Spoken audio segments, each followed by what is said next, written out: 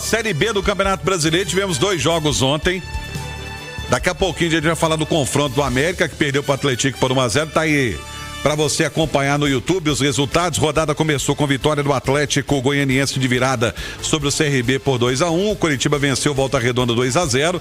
0-0 para Remo e Paysandu, Remo e Cuiabá, Avaí e Paysandu. O Atlético Paranaense venceu o Amazonas fora de casa por 1-0. E o Guilherme, ex-atacante do Atlético, foi demitido, era o treinador. O Vila Nova de virada venceu fora de casa a Ferroviária 3-1. Botafogo de Ribeirão Preto e Novo Horizontino empataram em 0-0. Ontem, a Chapecoense de virada venceu o Operário por 2-1 em Ponta Grossa. E o Atlético derrotou o América por 1-0 no Independência. E a rodada vai ser fechada hoje. O Goiás recebe o Criciúma às 7h30 da noite no estádio da Serrinha, em Goiânia. Detalhe, se vencer, ele retoma a liderança da competição. Coloca a classificação pra gente, por gentileza, pra gente colocar a classificação do Campeonato Brasileiro da Série B. Coritiba lidera 30 pontos, Goiás tem 29, mas se vencer vai a 32. Novo Horizontino é o terceiro, 27. O Avaí é o quarto com 24, mesma pontuação do Remo, que é o quinto. Em sexto, o Atlético Paranaense, 23. Em sétimo, Chapecoense, Vila Nova e Cuiabá com 22. Em décimo, CRB e Atlético Goianiense com 21. O América caiu, é o 12º colocado com 20. 13ª Ferroviária, 18. 18º Operário e Botafogo de Ribeirão Preto com 17. O Criciúma é o primeiro time fora da zona do rebaixamento, 16º com 16. O Atlético, com a vitória, saiu da lanterna e agora é o 17º com 15. A 1 ponto de sair da zona do rebaixamento. O Paysandu é o 18º com 14. O Volta Redonda é o 19º com 14. E o Amazonas é o lanterna com 14 pontos ganhos. E a derrota de ontem provocou a ira do presidente do América, Alencar da Silveira Júnior, que fez uma postagem nas redes sociais e a gente vai colocar na tela e eu vou falar pra você, ó. Ele fez uma postagem com a foto do estádio dizendo: tem muitos anos que não vejo um time tão feio como esse de hoje. O América que eu conheço não é esse. Tem que tomar vergonha na cara. A informação que eu tenho de bastidores: a notícia não caiu bem com os jogadores do América. A notícia não caiu bem, essa postagem não caiu bem para os jogadores do América. É desnecessário, né, Simões? Não teria como cair bem, né? E a curiosidade que fica é de quem montou esse time que é tão feio, né? Quem foi o responsável por contratar os jogadores, o treinador, né? Uma coisa assim, completamente fora de propósito, né? Alguém que preside um clube do tamanho do América não pode tomar uma atitude dessa em hipótese alguma, nem de cabeça quente, nem de cabeça quente. Isso é lamentável em todos os aspectos e com certeza terá reflexo dentro de campo. Tomara que não seja uma tragédia para o América, mas isso não é atitude de dirigente de futebol em hipótese alguma. Jogador fica pé da vida, Nath.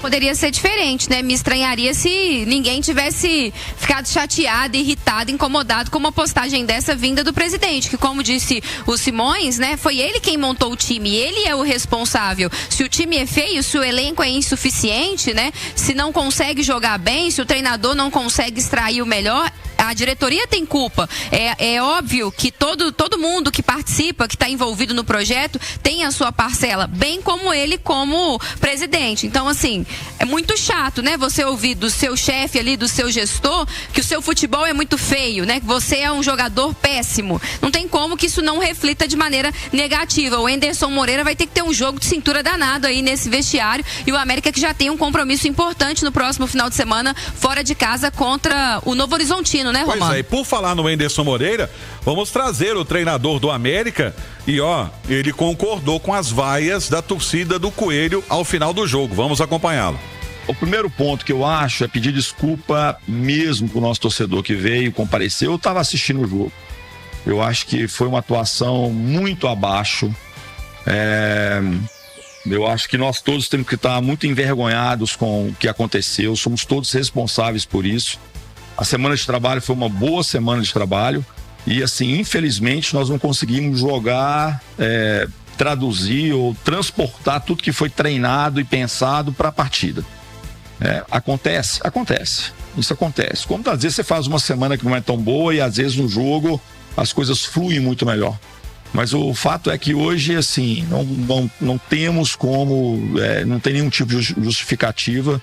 Acho que o resultado foi muito justo, né? Acho que a equipe do Atlético mereceu muito a vitória. Tiveram mais perto de fazer o segundo que a gente fazer o primeiro gol, chegar ao empate.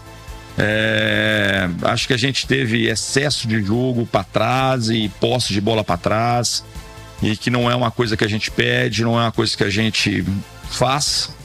E infelizmente foram atuações, tecnicamente falando, muito abaixo daquilo que esses jogadores podem fazer, já fizeram. E então a gente eu não encontro aqui nenhum tipo de questões táticas. Não foi questão tática, foi tecnicamente um jogo muito abaixo. E foi abaixo com um detalhe, hein? 1-0 foi pouco pelo que produziu o Atlético no segundo tempo. O Atlético está vendo as imagens aí, as imagens da Itatiaia.